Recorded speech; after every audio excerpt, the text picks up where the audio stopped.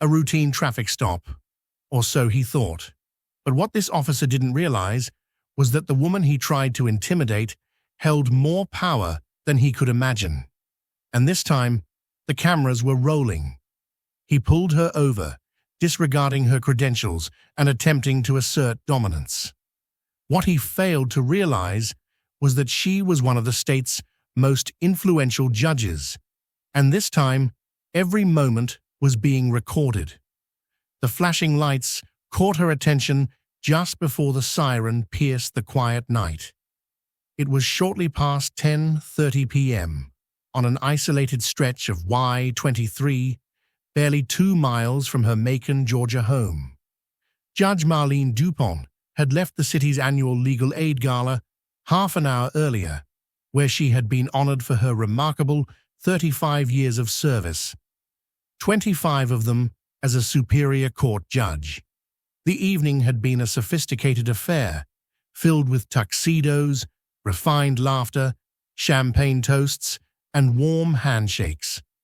Draped in a navy blue silk gown, accentuated by a silver brooch inherited from her grandmother, Marlene had swapped her heels for comfortable flats.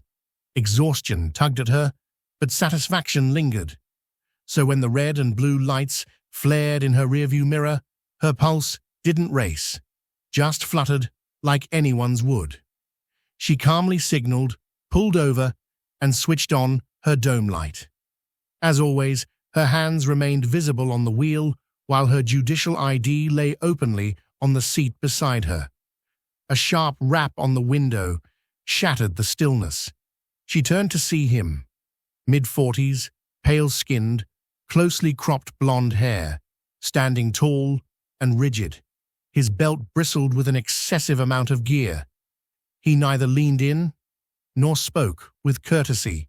Instead, his flashlight beam struck her face. "Step out of the vehicle," he barked. No greeting, no explanation, not even a request for her documents. Marlene blinked.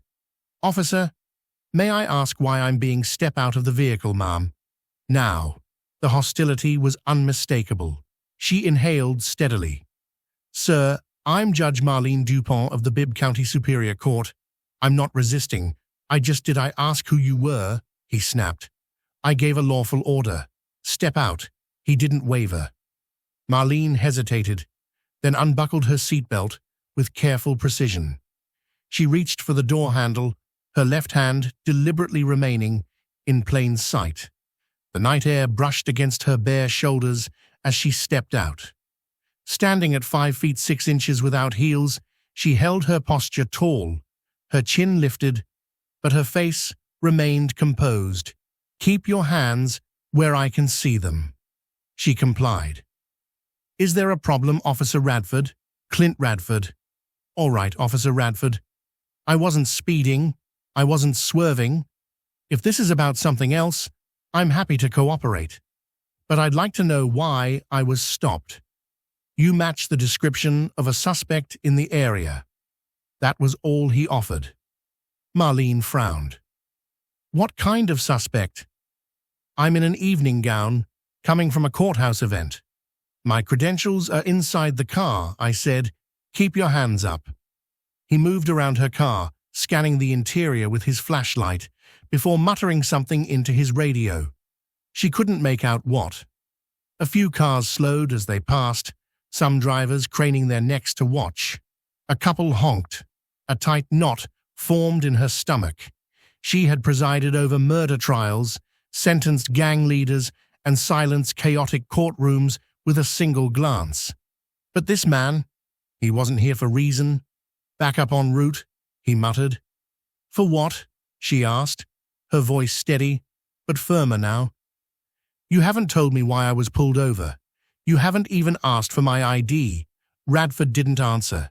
He stood 5 feet away, his hand hovering over his holster.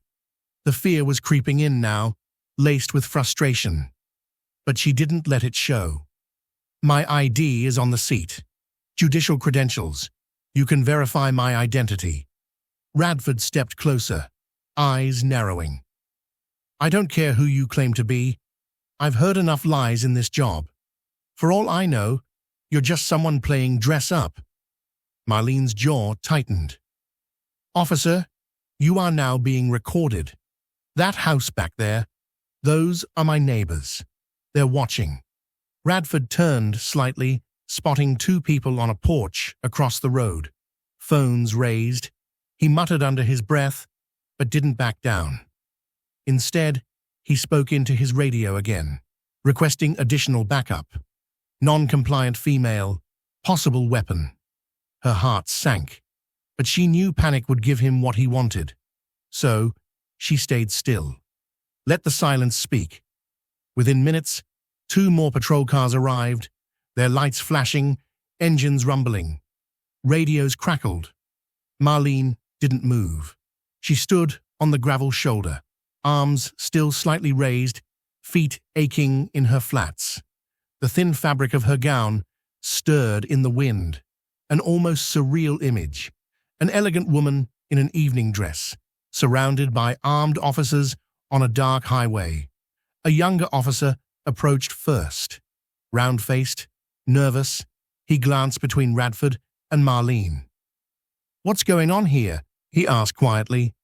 "She refused to comply," Radford snapped. "Claims she's a judge." "Claims?" The younger cop turned to Marlene. "Ma'am, do you have ID?" "It's on the seat," she replied evenly. "My judicial ID is clearly visible through the window." The third officer, a tall woman with tightly pulled back dark brown hair, had been silent until now. She stepped forward, peering through the passenger window. "That's a Superior Court ID," she confirmed. "Name matches the registration." Radford didn't waver. "Anyone can print a fake badge. Doesn't prove anything." The female officer raised an eyebrow but didn't argue. Marlene exhaled slowly. "Officer Radford, I have followed every instruction. I've made no sudden moves. I've clearly identified myself. At this point, your actions are aggressive and unwarranted." Radford's eyes darkened. "You don't get to tell me how to do my job." Tension thickened. Across the street, more neighbors had gathered. 3 people stood by a short metal fence, phones recording. A man in a gray hoodie called out, "She's a judge, man. What are y'all doing?" Radford turned sharply. "Stay back." But the voices didn't stop. Another woman close to Marlene's age shouted, "That's Judge Dupont. Everyone around here knows her." Still, Radford held his ground. His hand hovered too close to his holster. Marlene didn't flinch. "I'm not a threat. I'm unarmed. There is no lawful reason for this level of force." The younger officer hesitated, then stepped away, murmuring into his radio. Radford took a step closer. "You think you're above the law, just because you sit in some fancy chair." Marlene met his gaze, unwavering. "Number. But I do know the law, and this isn't it." Radford smirked. "You people always think you're special." The words hit like a slap, not just for their meaning, but for how easily they left his mouth. Marlene stayed silent, but the female officer shifted, jaw tightening. Radford sneered. "Think flashing a badge means you can ignore commands? Not tonight." Her voice was calm but sharp. "I never ignored your command. I asked a question. That's not the same thing." Another radio crackled. The younger officer returned. "Supervisor's on the way. Should be here any minute." Radford scoffed. "I don't need a supervisor for this." "Yes, you do." The female officer spoke at last. Her voice was level, but there was an edge to it. "We have a judicial ID, a registered vehicle, no sign of threat, and you've called back up twice. Protocol requires we wait for a supervisor when an identity is in question, especially for an elected official." Silence. Marlene stood still, not out of fear anymore, but purpose. Headlights crested the hill. Someone else had arrived to witness what Officer Clint Radford was trying so hard to justify, but the real damage had already been done. Because words, once spoken, Cannot be taken back. A black SUV pulled up. It eased to a stop behind the other units. The door opened, and out stepped Captain Richard Mays. Stocky, early 50s, dark suspenders just visible under his uniform. He wasn't flashy, but every officer on that road straightened when he arrived. He glanced at the scene, then at Marlene. Evening. His voice was flat. Someone want to explain why we have 3 patrol cars for a traffic stop involving a Superior Court judge in an evening gown? Radford spoke first.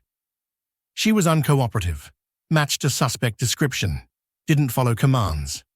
Mays turned to Marlene. "Ma'am, I'm Captain Mays. You okay?"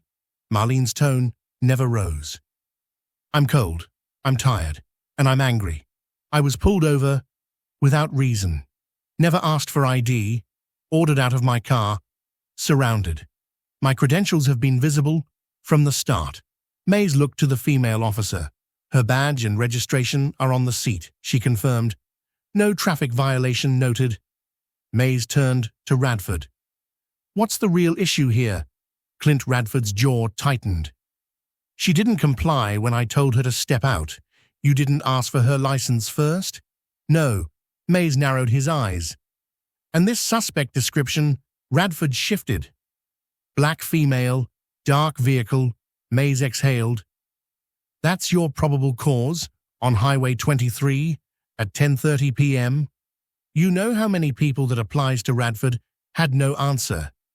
By now, half a dozen neighbors were watching. A teenager with a steady grip was live streaming. Mays turned back to Marlene. "Judge Dupont, I sincerely apologize. I can escort you home if you'd like." She shook her head. "I live 2 miles away, but this isn't over just because you arrived." "I understand," Mays said. Then Radford sneered.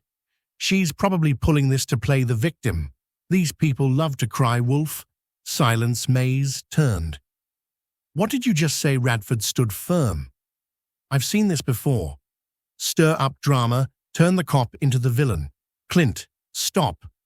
The female officer's voice was low. Marlene met Mays's gaze. "You heard him. He's not just biased, he's dangerous." Mays nodded. "Turn off your radio.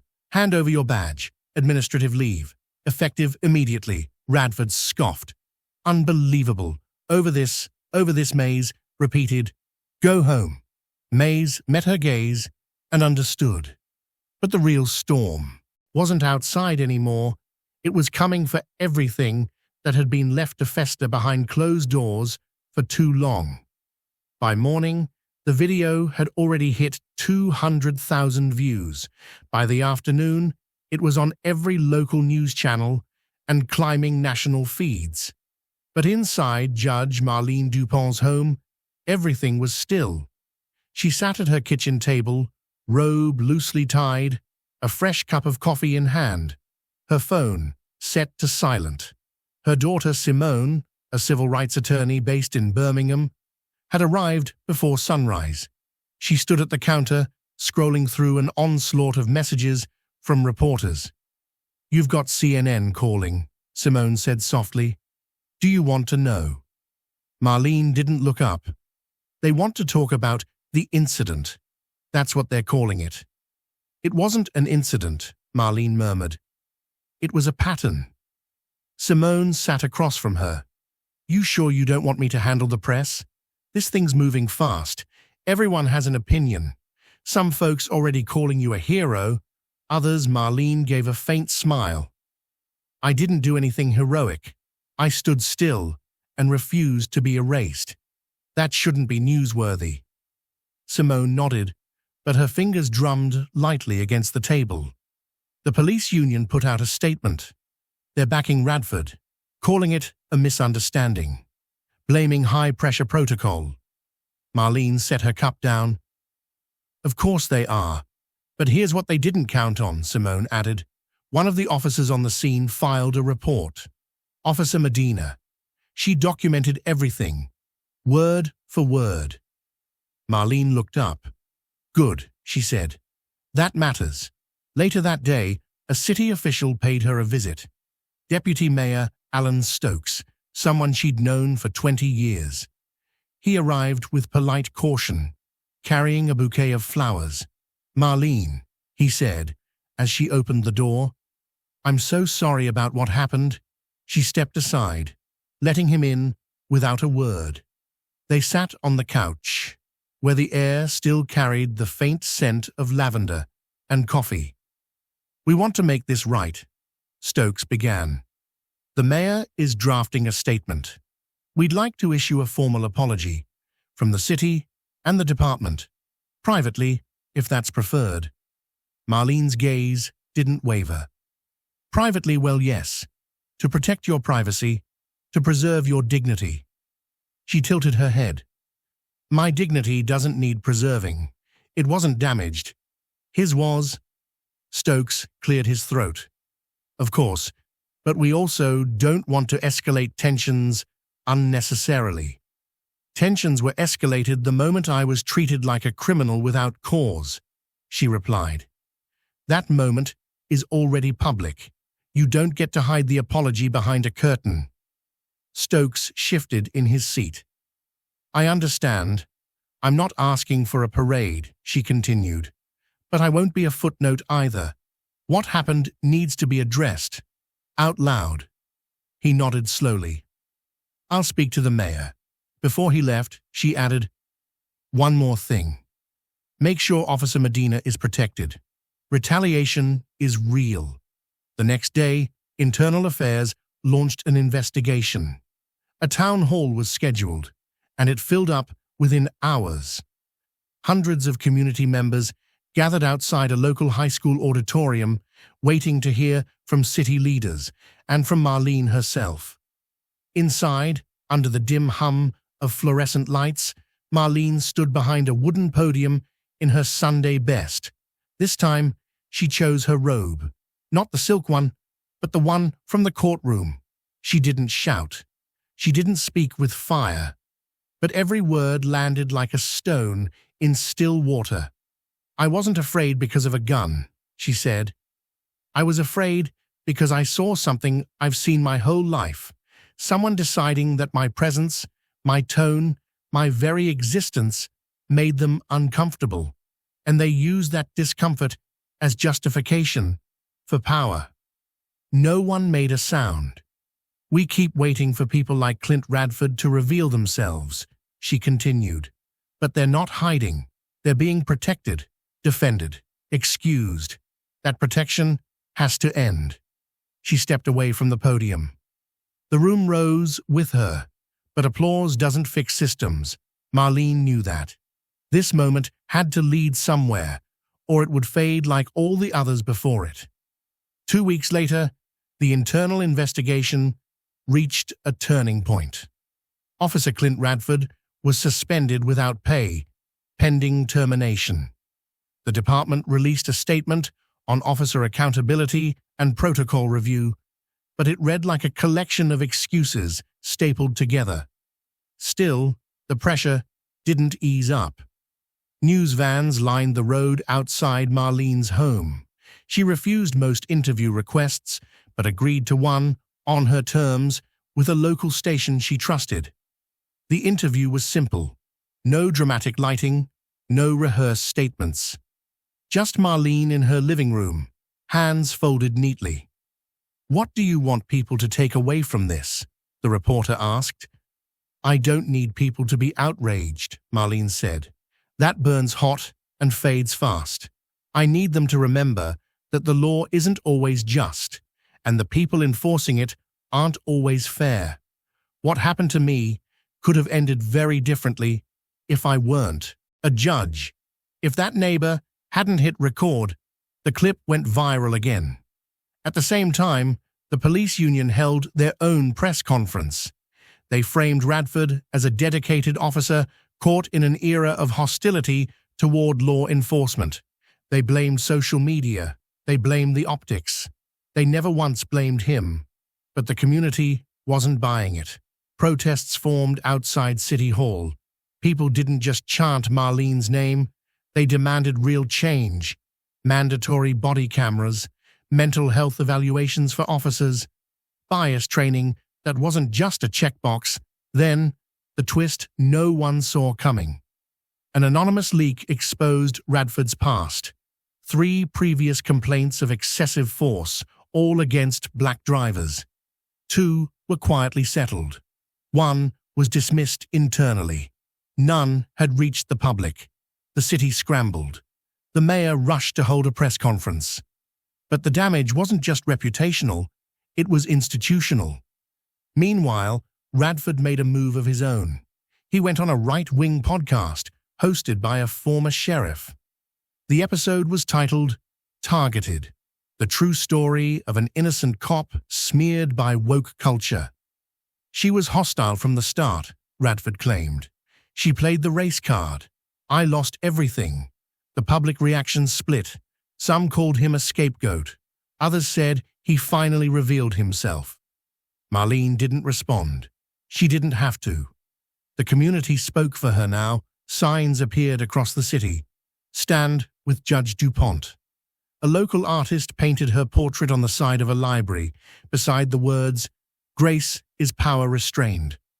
One Sunday, on her way into church, a young boy tugged at her sleeve. "Are you the lady who stood still and didn't let the bad man scare you?" She smiled. Something like that, but even with the support, sleep didn't come easy. Some nights, she sat on the porch with Simone, talking about anything but the incident. The smell of cut grass, the sound of cicadas, the hum of distant traffic. It helped, but healing was slow, and Marlene knew. The hardest part hadn't even begun, because outrage fades, hashtags disappear. But laws, the culture inside the walls of power, that stays, unless someone pushes back, and she wasn't done pushing. Neither was the truth. A month later, the Internal Affairs report was released. The report was clear. Officer Clint Radford had violated multiple departmental policies, including failure to properly identify himself, unnecessary escalation, and the use of language that reflected personal bias. The department had no choice. Radford was officially terminated, but what truly caught people off guard wasn't his firing. It was what came next. The city's Civilian Review Board formally recommended that the district attorney investigate whether Radford's actions had violated Marlene's civil rights under both state and federal law. For the first time in decades, a former Macon police officer faced the possibility of criminal prosecution. Marlene knew the courtroom well, but this time she wasn't presiding over the case. She wasn't even a plaintiff. She was simply there, seated quietly in the second row with Simone beside her. The judge overseeing the case, Helen Moss, a longtime colleague, acknowledged her presence with a single nod. It spoke louder than words. Radford sat at the defense table, flanked by 2 attorneys. He looked smaller now, not in stature, but in presence. No badge, no authority to shield him. Just another man facing the consequences of his choices. His lawyers argued that he had acted within the bounds of professional judgment and accused Marlene of leveraging her status to manipulate the situation. The courtroom remained silent, except for the steady scratch of Simone's pen against paper. Then Officer Medina took the stand. She didn't hesitate. She recounted Radford's tone, his words, his refusal to de-escalate. She repeated verbatim his comments about Marlene playing the victim and his use of the phrase, "you people." When she finished, the weight of her testimony hung in the air. That evening, Marlene sat alone in her study, replaying the day's events. She had never sought revenge, only accountability. What mattered now was setting a precedent, proving that a badge did not absolve abuse, that rank did not override responsibility. Because what happened to her wasn't just about her, it was about every person without a title, a camera, or a witness. A few weeks later, the district attorney announced they were moving forward with charges. misdemeanor misconduct, and civil rights violations. It wasn't a felony. It wouldn't lead to prison time, but it would be on Radford's record, permanently. The legal community took notice. Policy discussions followed. The police department implemented a real-time tracking system for officer complaints, one that couldn't be buried in paperwork. Still, not everyone was satisfied. Some argued the punishment was too lenient. Others claimed it was excessive. One cable news anchor even called Marlene an activist in robes. She didn't respond. Instead, she returned to work. She stepped back into her courtroom, her robe once again draped over her shoulders, not to create distance, but to remind everyone that justice belonged in that room, not just in words, but in action. One morning, during a quiet break between cases, a young clerk handed her a note. It was from Officer Medina. "Thank you for standing tall. You made it easier for me to speak the truth." Marlene folded the note carefully, tucking it into her desk. Not to keep it hidden, but because it mattered. Because when one person speaks up, another finds the courage to do the same. And that is how real change takes root. 3 months passed. The headlines faded. The cameras moved on to the next outrage, the next scandal, the next fleeting moment of public reckoning. But inside Macon's Community Civic Hall, the seats were full. The annual event, usually modest in attendance, had drawn 3 times as many people as the year before. They weren't just there to hear Judge Marlene Dupont speak. They were there for what she represented. Not just justice, not just authority, but endurance. As she stepped onto the stage, applause rippled through the crowd. She stood at the podium. No teleprompter, no notes, just her voice, steady and sure. "I've been thinking a lot about silence," she began, "and how it protects the wrong people." The room stilled. For years, I believed that if I worked hard, stayed composed, followed the law, and respected the badge, I would be safe. That's what we're told, isn't it? That the system may be slow, but it works. That character will shield you. She let the words settle. But that night on the side of Highway 23, none of that mattered. Not my robe, not my record, not my years of service. To one man with a badge and a bias, I was just inconvenient. And so, he tried to reduce me, to silence, to submission, to fear. She paused, her voice unwavering. If I had raised my voice, I would have been labeled aggressive. If I had stayed in my car, I could have been called non-compliant. If I had reached for my credentials the wrong way, I might not be standing here now. A murmur moved through the crowd. But I am standing here, and I'm not here for applause. I'm here to tell you something you already know deep down. Justice doesn't live in the courtroom. It lives in what we tolerate outside of it. She stepped back from the microphone, letting the silence carry the weight of her words. Then she said, "We don't need more outrage. We need more courage. The courage to report, to intervene, to speak, even when silence feels safer." People nodded. Some wiped their eyes. "Officer Medina didn't shout," she continued. "But her truth moved mountains. My neighbor didn't stop the arrest, but his video made the lie impossible to defend. Change isn't always loud. Sometimes it just refuses to sit down." A pause. "And that's what I'll keep doing. In my courtroom, in my community, and in moments when no one is watching, because that's where real change begins." She left the stage without grand gestures, just a quiet, deliberate walk. The crowd rose to their feet. Outside, a small group of high school students waited to talk to her. One girl, maybe 16, hesitated before asking softly, "Judge Dupont, how do you stay calm when it feels like no one sees you?" Marlene crouched slightly to meet her eyes. They don't have to see you to feel you, she said gently. Every time you tell the truth, even if your voice shakes, you leave a mark. Don't ever forget that. That moment, like so many others, wasn't caught on camera, but it mattered. And that was how Marlene lived now. Not for the noise, but for the after. The part when the cameras leave and the real work begins. She wasn't trying to be a symbol. She was just holding the door open a little longer for the next woman, the next girl, the next voice that refused to be ignored.